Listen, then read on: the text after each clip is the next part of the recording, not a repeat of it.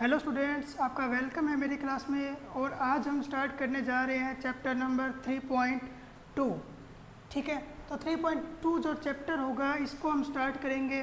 और इसका जो फर्स्ट क्वेश्चन है जो आपको पीडीएफ में भी आपकी बुक में मिल जाएगा। ठीक है, तो फर्स्ट क्वेश्चन क्या है इसका कि बताइए कि किन्हीं दो संख्याओं का योग सम होता है या विषम यदि वे दोनों विषम संख्याएं हो। तो देखिए, सम आपको सम संख्याएं पता होगी कौन सी होती है। ये सम संख्याएं ये होती है 2, 4, 6, 8, इस प्रकार से ये अनंत तक चलती रहती है। इसके बाद बात करते हैं विषम की। विषम कौन सी होती है? 1, 3, 5, 7, 9, इस प्रकार से अनंत तक चलती रहती है। तो पहले क्वेश्चन में क्या बोलता है? पहला क्वेश्चन जो ए है इसमें योग क्या आना चाहिए? योग एक विषम संख्या हो। ठीक है, दो संख्याओं का योग क्या होना चाहिए? ये विषम संख्या होनी चाहिए। जैसा मैंने बोला वैसा मैंने लिख लिया। ठीक है, ए और बी यहाँ क्या चीज़ है पढ़ेंगे। बताइए कि किन्हीं दो संख्याओं का योग सम है या विषम होता है यदि वे दोनों संख्याएं विषम हो। ठीक है, ये नहीं, इसका दे रखा है। यदि ए भी आपके पास विषम है, ए भी विषम है और बी भी क्या है? विषम संख्या। फॉर एग्जाम्पल अपने लेते हैं 5 और यहाँ लेते हैं 7। 5 और 7 कितना होता है? 12 है। अपने लेते हैं 3, ये विषम संख्या है सारी। 3 और 1 कितना आ गया? 4। तो इसको जोड़ करने पर हमेशा हमारे पास क्या मिल रहा है? रिजल्टेंट सम संख्या मिल रहा है। तो मतलब कि विषम प्लस विषम अगर जोड़ोगे तो इसके किसके बराबर आएगा? ये सम के बराबर आएगा। ये बात हमेशा याद रखनी है, या फिर आप निकाल के भी देख सकते हैं। इसके बाद इसका बी पार्ट क्या दे रखा है? बी पार्ट बोला है आपको दो संख्याओं का योग सम होता है, सम हो है या विषम है। ये दोनों संख्याएं क्या हो? सम हो। दोनों संख्याएं क्या होनी चाहिए यहाँ पर? अब सम हो। तो जोड़ करते हैं, सम प्लस सम। देखो फॉर एग्जाम्पल 2 + 4 ये कितना आ गया? 6। 4 + 8 कितना आ गया? 12। सम संख्याओं को जोड़ने पर भी हमारे पास क्या आ रहा है? सम आ रहा है। तो मतलब कि सम प्लस सम करोगे तो भी किसके बराबर आएगा? ये सम संख्या के इक्वल आएगा। ठीक है, ये था पहले का ए और ये था पहले का बी। इसके बाद क्वेश्चन आता है आपके पास नंबर 2। बताइए कि निम्नलिखित में कौन सा कथन सत्य है, कौन सा है सत्य है। दूसरे क्वेश्चन को करवा रहा हूँ यहाँ पर, आप अपनी पीडीएफ में भी देख लीजिए या फिर आप मेरी लैंग्वेज के साथ सुनते जाइए क्या बोल रहा है। पहला क्वेश्चन, बताइए 3 विषम संख्याओं का योग सम होता है। 3 विषम संख्याओं का योग क्या होता है? सम।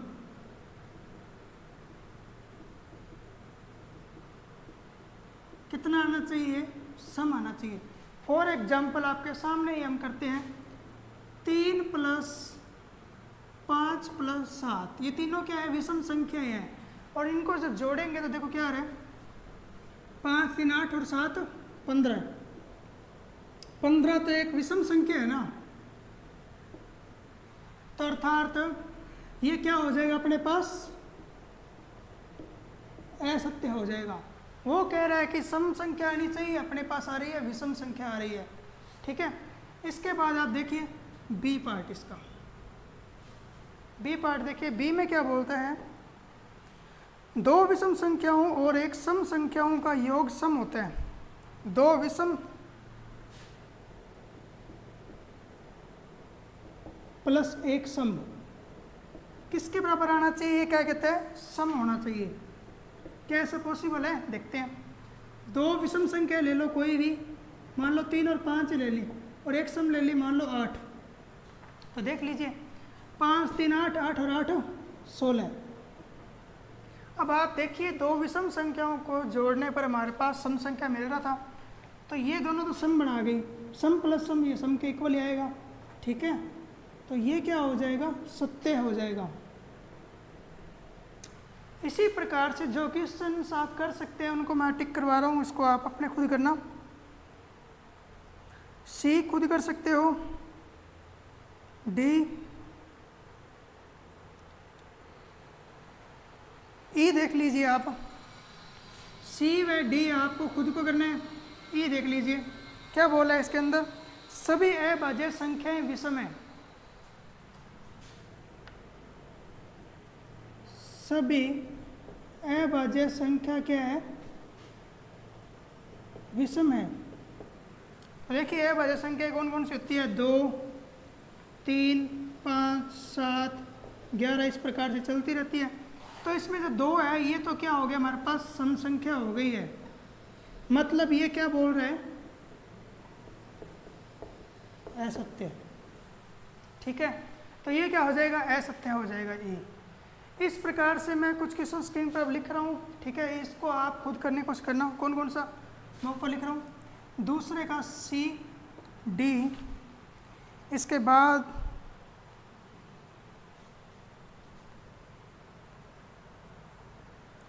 एच जी एच आई और जे, ये क्या करना है आपको खुद करने हैं क्वेश्चन। इसके अलावा जो बचेगा, जो बचा कौन सा इसके अंदर, ई एफ, ई करवा दिया, एफ बच गया है। ठीक है ना, एफ मैं आपको करवाता हूँ। एफ क्या कहता है इसके अंदर, अभाज्य संख्याओं के कोई गुणनखंड नहीं होते। तो सही बात कह रहा है, अभाज्य संख्या कौन सी होगी, 2, 3, 5, 7, 11, इसका कोई भी गुणनखंड नहीं है, इसका खुद गुणनखंड क्या है, खुद ही है ये 7। तो ये भी क्या हो जाएगा, सत्य हो जाएगा। ठीक है, तो इसको आप नोट कीजिए। इसके बाद हम चलते हैं नेक्स्ट।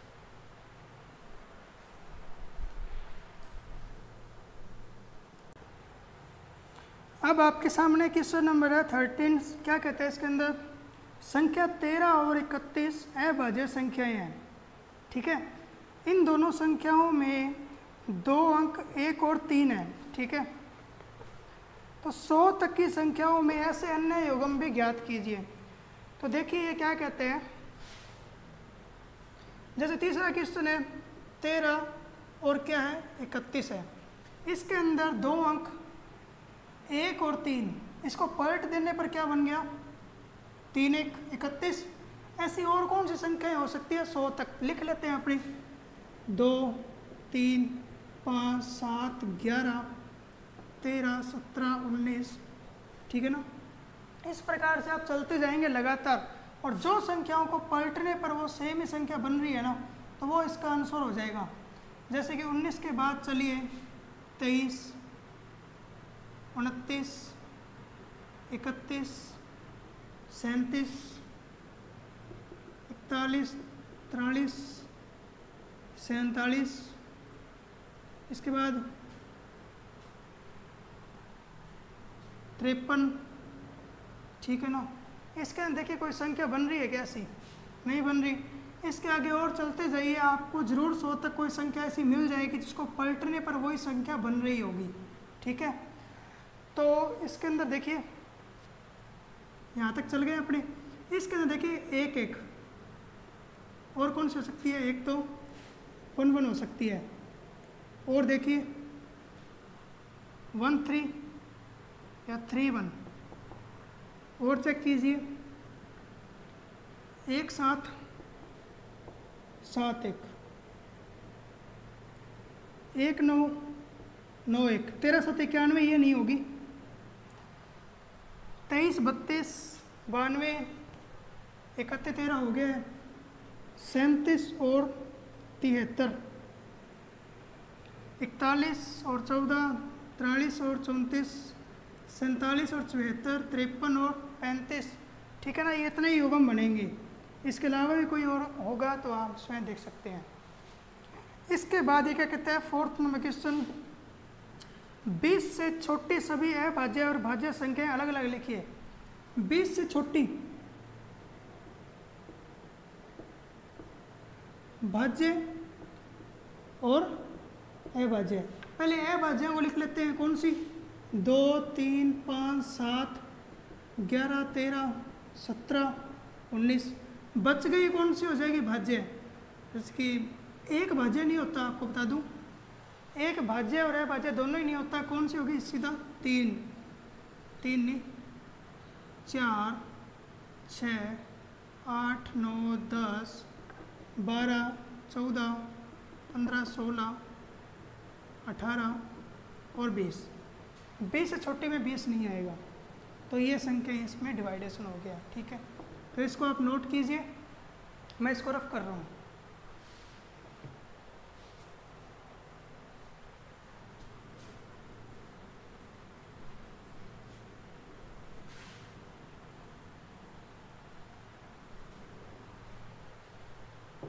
नेक्स्ट देखिए क्या बोलता है इसके अंदर, 1 और 10 के बीच में सबसे बड़ी अभाज्य संख्याएं। तो 1 और 10 के बीच में सबसे बड़ी अभाज्य संख्या कौन सी हो जाएगी? कौन सी हो जाएगी? 7। नेक्स्ट क्वेश्चन छठा,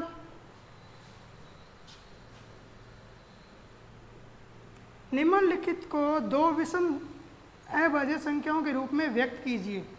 ठीक है, तो आपको दिया हुआ है 44, मैं ए और डी करवा रहा हूँ इसके अंदर, बाकी आप खुद करना। तो 44 को देख लीजिए, 2 अभाज्य संख्याओं के अंदर सबसे पहले 2 से 2 पर चलो, 2 और 42 नहीं, 3 और 41, लो भाई ये तो हो गया। ऐसे इसको भी देख लीजिए, 7 और 11, 7 और 11। ठीक है, 2 अभाज्य संख्याओं में व्यक्त करना था, ये 2 अभाज्य संख्याएं हो गई है। इसी प्रकार से आप 10वां नंबर क्वेश्चन देखिए, 3 अभाज्य संख्याओं में व्यक्त करना है 21 को। कैसे हो जाएगा? सबसे पहले 3, 18 बचा, 18 को 7 + 11 लिख सकते हैं। ये लो 3 अभाज्य संख्याओं में तोड़ दिया आपने 21 को। इस प्रकार से 10 नंबर क्वेश्चन भी हो जाना चाहिए आपका, और 11 भी हो जाएगा। 11 देख लीजिए आप, क्या बोलता है, 20 से छोटी है अभाज्य संख्याओं के ऐसे 5 युग्म लिखिए जिनका योग 5 से विभाज्य हो। 20 से छोटी कौन कौन सी होती है अभाज्य संख्या? 2, 3, 5, 7, 11, 13, 17, 19। इसमें किस किस का योग 5 से डिविजिबल है? 2 और 2 का देख लो किसके साथ है क्या? नहीं हो रहा। 3 के साथ 3 और 7 10, 3 और 17 20, एक तो 3 7 आ गया, एक 3 20, 3 17 आ गया। इसके बाद में देख लीजिए 5 का नहीं बन रहा, 7 और 13, 11 नहीं बन रहे, 17 भी नहीं बन रहे, 19 भी नहीं बन रहा। ये 3 युग्म हो जाएंगे, ये आपका क्या हो जाएगा? आंसर हो जाएगा। और लास्ट जो रिक्त स्थान बचे हैं इसको आप फिल कर लीजिए। क्या बोलता है इसके अंदर, वह संख्या जिसके केवल 2 गुणनखंड हो, एक अभाज्य संख्या कहलाती है। बी, वह संख्या जिसके 2 से अधिक गुणनखंड है, एक भाज्य संख्या। सी, एक न तो भाज्य और न ही अभाज्य है।